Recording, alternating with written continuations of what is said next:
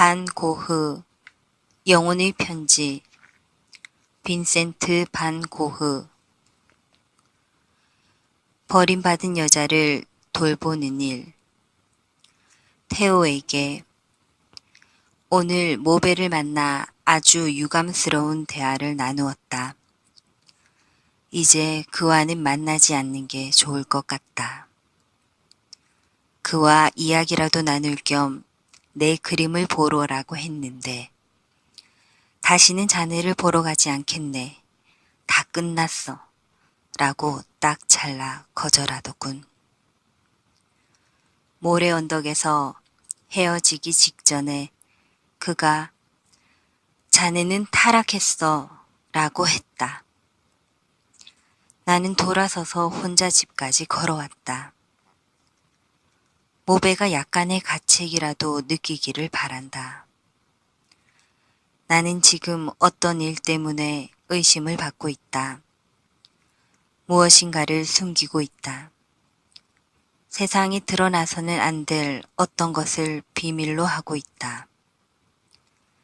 글쎄, 예절과 교양을 숭배하는 너희 신사들에게 물어보고 싶구나.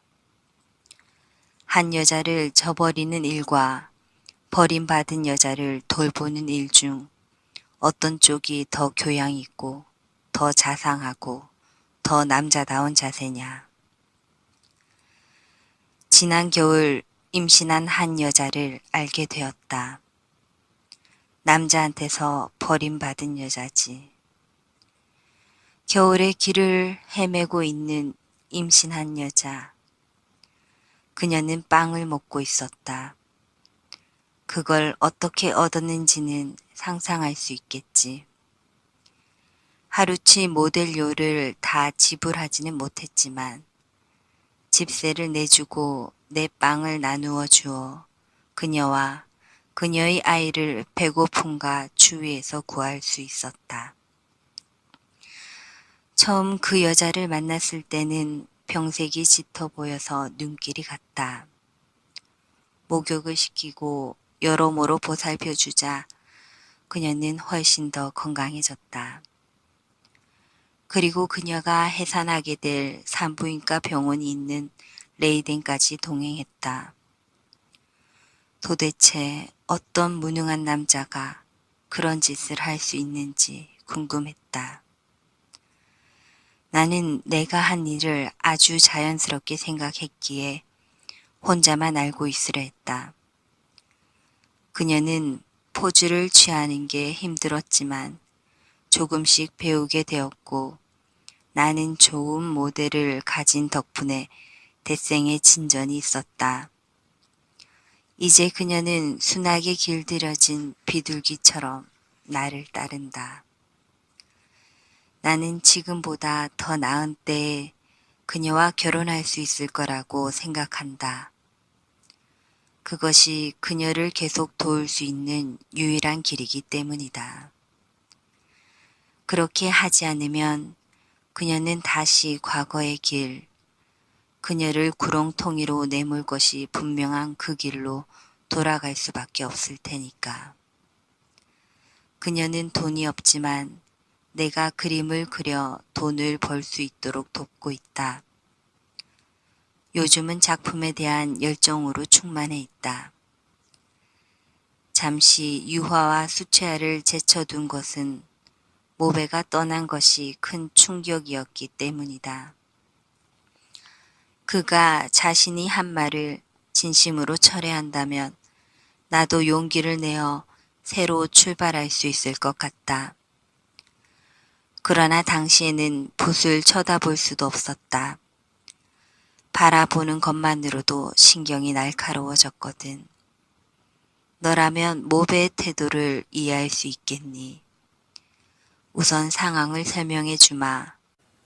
너는 내 동생이니 나의 개인적인 문제에 대해 의논하는 것은 자연스러운 일이지. 그러나 누군가 나에게 넌 타락했다 라고 말한다면 그에게는 더 이상 말하고 싶은 마음이 없다. 어쩔 수 없는 일이었다. 나는 해야 할 일을 했고 잘해 나갔다. 그리고 굳이 말하지 않아도 이해받을 수 있으리라 생각했다. 다른 여자가 내 가슴을 뛰게 한 적이 있다. 그러나 그녀는 멀리 떠나버렸고 나를 만나고 싶어 하지 않았다. 그런데 이 여자, 병들고 임신한 데다 배고픈 여자가 한겨울의 거리를 헤매고 있었다. 나는 정말이지 달리 행동할 수 없었다. 모베, 테오, 테르스테이흐, 바로 너희가 내 생계를 손에 쥐고 있는 사람들이다. 나를 거지로 만들 것이냐? 나에게서 등을 돌리려는 것이냐? 내가 할 말은 다 했으니 어떤 말을 듣게 될지 기다리고 있겠다. 1882년 5월 3일에서 12일 나의 연인 시엔 테오에게 나는 진심으로 시엔을 좋아하고 그녀 역시 그렇다. 그녀는 나와 어디든 동행하고 있고 나에게 없어서는 안 될 사람이 되었다.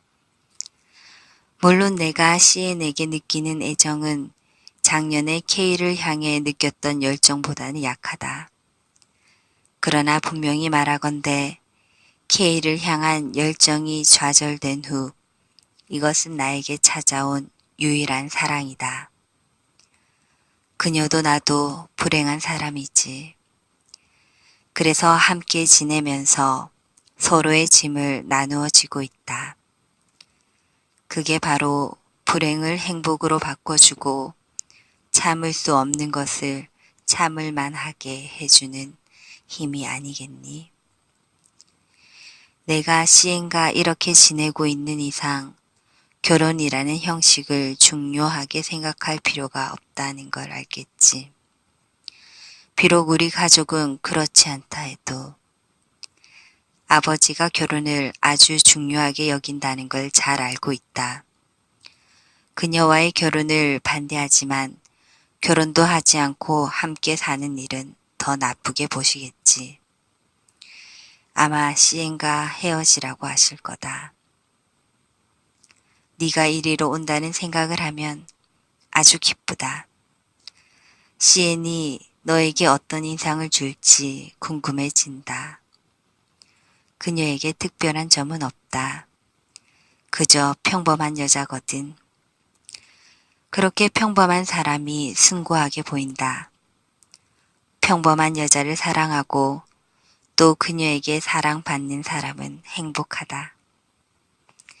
인생이 아무리 어둡다 해도 지난 겨울 그녀가 도움을 필요로 하지 않았다면 그녀와 나 사이의 인연은 이루어질 수 없었다. 내가 사랑을 거절당하고 좌절했을 때였으니까. 그러나 일은 다르게 흘러갔고 내가 깊은 좌절을 이겨내고 생기를 되찾을 수 있었던 것은 무엇인가 쓸모있는 일을 할 수 있다는 느낌 때문이었다. 그런 느낌을 찾아 헤맸던 것은 아니지만 결국 그걸 발견했고 이제 그녀와 나는 따뜻한 사랑으로 결합했다. 이 사랑을 포기하는 건 어리석은 행동이겠지. 시엔을 만나지 않았다면 마법이 풀려 시리에 빠졌을 것이다. 그녀와 그림이 나를 지탱해주고 있다. 시에는 화가가 겪어야 하는 자잘한 고생을 도맡아주고 모델이 되어 포즈를 취하고 있다.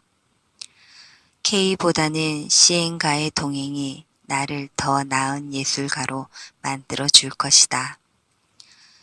비록 그녀가 K처럼 우아하지도 않고 예절도 잘 모르지만 선의와 헌신으로 가득 차 있어서 나를 감동시킨다. 1882년 6월 1일에서 2일 시엔의 출산 테오에게 시엔이 어젯밤에 애를 낳았는데 아주 힘든 출산이었다.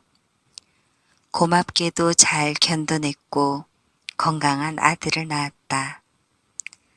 시엔의 어머니와 아이와 함께 갔는데 나는 그녀가 해산한 걸 몰랐기에 아주 초조했다. 너도 상상할 수 있겠지. 어제 출산했지만 너무 오랫동안 이야기하면 안 됩니다. 라는 말을 들었을 때 얼마나 기뻤던지 그 말을 쉽게 잊을 수 없을 것 같다. 그 말은 어쨌든 그녀와 이야기할 수 있다는 걸 의미하니까. 다시는 그녀와 이야기하지 못할 수도 있는 상황이었거든. 태호야, 햇빛이 환히 비치는 창가에 누워있는 그녀를 보자 아주 행복한 기분이 들더라. 그녀는 너무 지쳐서 반쯤 졸고 있었는데 고개를 들더니 우리 모두를 바라보았다. 그녀는 행운이 지켜준 출산 이후 정확히 12시간 만에 우리를 보았다. 그런데 면회는 일주일에 1시간밖에 안 된다. 신기한 것은 아기다. 겸자, 날이 서지 않은 가위 모양으로 생긴 외과 수술 기구로 끄집어냈는데도 아이는 아무런 상처도 입지 않았고 세상 일에 아주 익숙한 듯이 요람에 누워 있었다. 모든 상황을 보더라도 아주 위험했었는데 의사들은 얼마나 훌륭한지. 출산이 시작될 때 대기하고 있던 5명의 의사가 그녀를 마취했다고 한다. 산모가 밤 9시부터 진통을 호소했는데 그것이 이튿날 새벽 1시 30분까지 지속되었으니 얼마나 큰 고통을 겪었겠니. 그런데도 그녀는 우리를 보자 그런 건 다 잊어버리고 다시 그림을 그리러 야외로 나갈 수 있겠다고 했다. 그녀의 말대로 된다면 다른 건 아무래도 좋다. 다행히 출산 때 쉽게 일어날 수 있는 혈관 파열 같은 위험한 일은 없었다. 얼마나 기분이 좋은지. 그러나 아직도 불길한 그림자가 우리를 위협하고 있다. 젊은 연인 뒤에 죽음의 그림자를 들이운 알프레히트 딜러의 애칭 판화를 연상시키는 듯한 이 불길한 예감이 그냥 스쳐가기를 기원하자. 1882년 7월 2일